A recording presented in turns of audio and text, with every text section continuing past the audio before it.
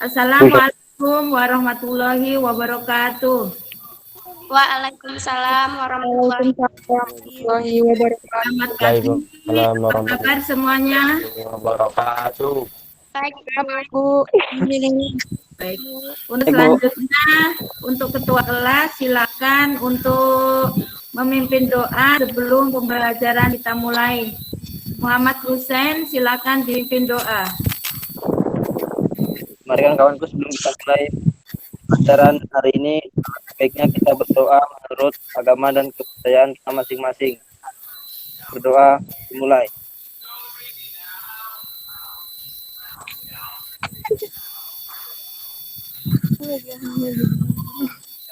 Berdoa selesai. Baiklah, untuk selanjutnya, untuk Galih, siapa-siapa saja yang sudah hadir? Berapa anggotanya yang hadir? 10 orang, Bu. Oh ya, oke, 10 orang ya. Untuk kali ini nanti Ibu akan menjelaskan tentang materi K3. Kalian tahu apa itu K3? Ada yang tahu? K3 ya? Kerja dan kesehatan. ya. Ya, bagus. Dan kenapa penting K3? Karena K3 merupakan upaya kita untuk menciptakan lingkungan kerja yang sehat dan aman, sehingga mengurangi risiko kecelakaan kerja atau penyakit akibat kelalaian yang mengakibatkan defisiensi produktivitas kerja. Jadi itu pentingnya K3.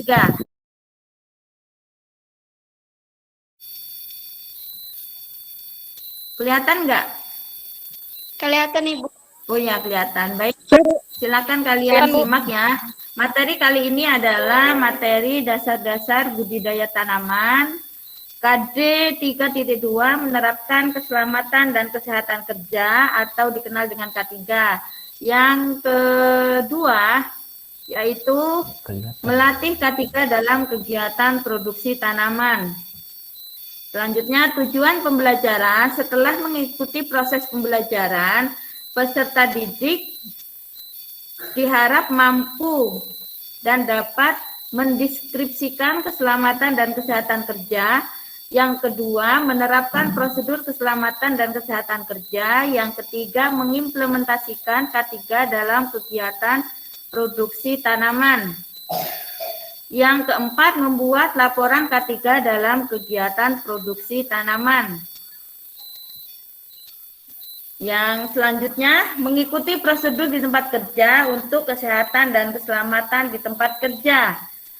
Unsur atau bahan-bahan berisiko tinggi diidentifikasi berdasarkan label dan lebar data keselamatan. Yang kedua, komponen keselamatan kerja dilakukan pemeriksaan pada awal sebelum mengoperasikan semua mesin, sarana akut, dan bahan-bahan berbahaya. Yang ketiga, pakaian pelindung atau peralatan yang dibutuhkan untuk bekerja diidentifikasi sesuai tugas yang ditetapkan dan di tempat kerja. Yang keempat, sebelum melakukan penanganan secara manual, risiko pekerjaan dinilai dan dipekerjakan dilaksanakan sesuai rekomendasi yang aman. Yang kelima, risiko peserta dalam melakukan sesuatu pekerjaan diidentifikasi dan tindakan antisipasi dilakukan untuk mengurangi risiko yang berhubungan dengan pekerjaan di tempat kerja. Yang terakhir, semua prosedur dan instruksi kerja untuk pengendalian pekerjaan berbahaya diikuti secara seksama. Selanjutnya, ini pengetahuan yang diperlukan dalam mengikuti prosedur di tempat kerja untuk kesehatan dan keselamatan di tempat kerja. Yang pertama, identifikasi unsur atau bahan berisiko tinggi berdasarkan label. Ya. Selanjutnya,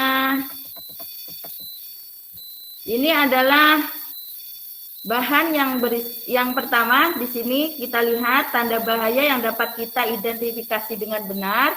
Yang pertama, bahan yang bersifat korosif. Yang kedua, bahan mudah terbakar. Selanjutnya, ada bahan oksidator Yang keempat, bahan bersifat iritat. Yang terakhir ada bahan bersifat racun. Yang kedua, komponen keselamatan kerja. Biasanya ya pada peralatan atau perlengkapan pertolongan pertama pada kecelakaan minimal yang perlu dipersiapkan dalam usaha memberikan pertolongan antara lain sebagai berikut. Ini adalah peralatan P3K ya yang sering kalian lihat dan tahu ini peralatannya. Selanjutnya, identifikasi pakaian pelindung dan peralatan yang dibutuhkan untuk bekerja. Jadi, di sini beberapa perlengkapan atau peralatan yang wajib digunakan saat melakukan aktivitas bekerja yang disesuaikan dengan potensi risiko bahaya dalam kegiatan untuk menjaga kesehatan dan keselamatan kerja baik pada pekerja itu sendiri maupun pada orang di sekitarnya.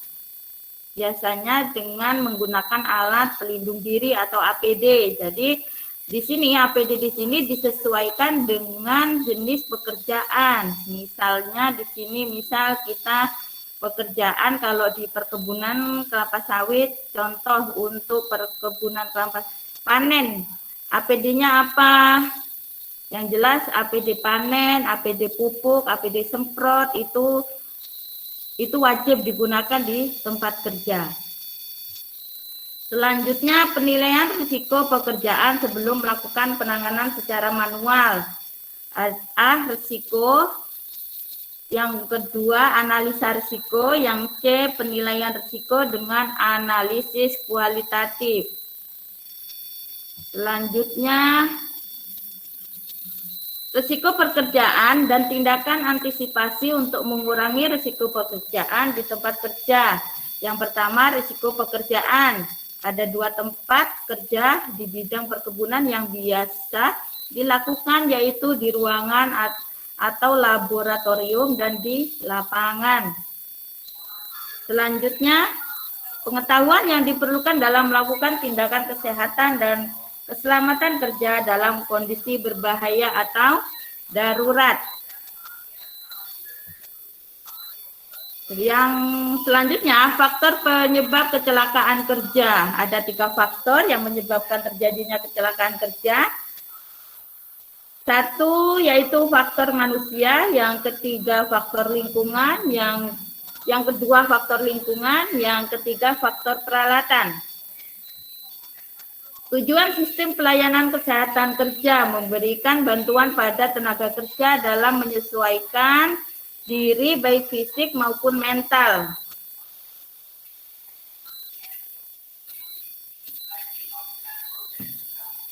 Fisik maupun mental terutama dalam menyesuaikan pekerjaan dan tenaga kerja. Yang tujuan kedua, melindungi tenaga kerja terhadap setiap gangguan kesehatan yang timbul dari pekerjaan atau lingkungan kerja. Yang ketiga, meningkatkan kesehatan badan, kondisi mental, dan kemampuan fisik tenaga kerja. Yang keempat, memberi pengobatan, perawatan, dan rehabilitasi bagi tenaga kerja. Mungkin itu materi dari Ibu. Sudah, Ibu. Ya. Yang ini ada foto pertama. Ini adalah kegiatan di mana pemanen mengangkat sebuah hasil panen, yaitu sebuah tandan segar kelapa sawit. Di mana kalau bisa kita lihat di sini tidak memakai APD topi dan tidak pakai sarung tangan. Ini kalau kita amati ya, ini yang tidak boleh dilakukan. Gambar kedua, ini ada sebuah kecelakaan di mana pekerja membawa alat panen yaitu egrek. Ini terjadi kecelakaan. Dikarenakan mungkin pekerja tidak menutup sarung egrek ya. Di sini juga ada orang membawa muatan sawit yang berlebihan. Ini juga berbahaya. Ini tidak boleh ya, sesuai SOP-nya tidak boleh. Foto yang selanjutnya ini juga terjadi kecelakaan pekerja.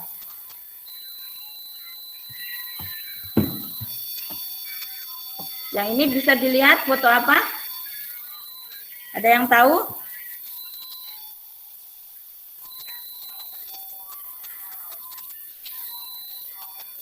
Nabur pupuk kayaknya, Bu. Nabur pupuk, di mana di sini ibunya tidak pakai apa? Tidak pakai Masker. masker. Serbu, Terus apa lagi? sarung tangan. Mungkin terlalu kecil ya. Ini tidak pakai sarung tangan ya. Jadi ini kegiatan-kegiatan yang tidak boleh. Jadi kita semua harus melakukannya sesuai SOP ya. Untuk selanjutnya mungkin Ibu akan bertanya pada kalian. Untuk selanjutnya mungkin Ibu akan bertanya pada kalian, siapa yang bisa menyebutkan bahan yang bersifat korosif dan mudah terbakar? Siapa yang bisa? Ya, Ibu. Oh ya, silakan Mila. Bahan yang bersifat korosif, bahan kimia ini bersifat menghancurkan dan dikenal sebagai bahan yang tajam. Caustik secara kimiawi membinasakan bagian oksidasi atau secara tidak langsung menyebabkan radang. Dan bahan mudah terbakar, suatu material mudah terbakar bisa berupa suatu padatan, cairan, atau gas.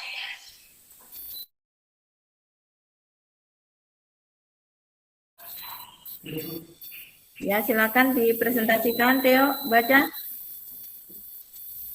Ada berbagai macam peralatan pelindung diri yang pada umumnya digunakan.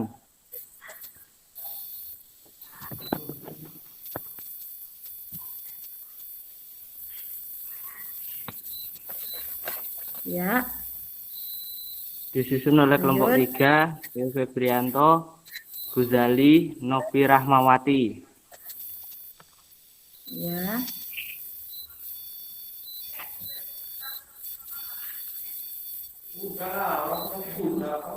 Satu, sabuk keselamatan atau safety blade.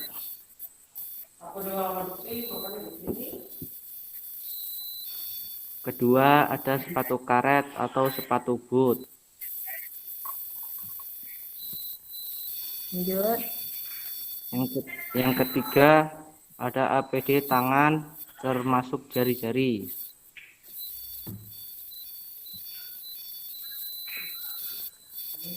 Yang keempat, ada masker atau respirator, APD mulut dan hidung.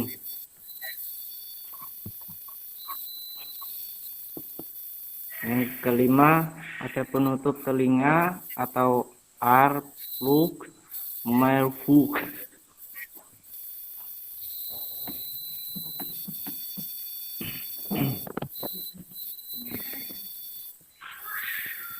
Yang keenam, ada kacamata pengaman atau safety glasses.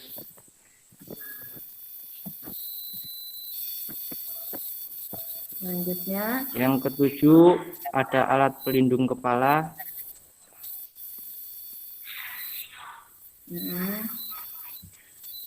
yang selanjutnya, Yang kedelapan, ada pelindung wajah atau face shield.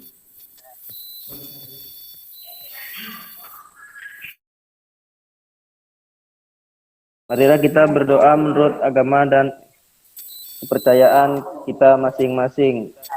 Berdoa dimulai.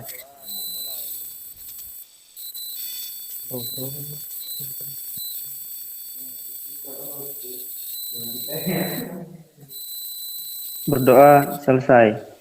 ya, terima kasih. Saya cuma berpesan pada kalian, kita masih di masa pandemi, tetap jaga kesehatan, tetap menjaga jarak, sering cuci tangan ya. Kalian tetap Baik, Bu. semangat. Ya Bu, baik Bu.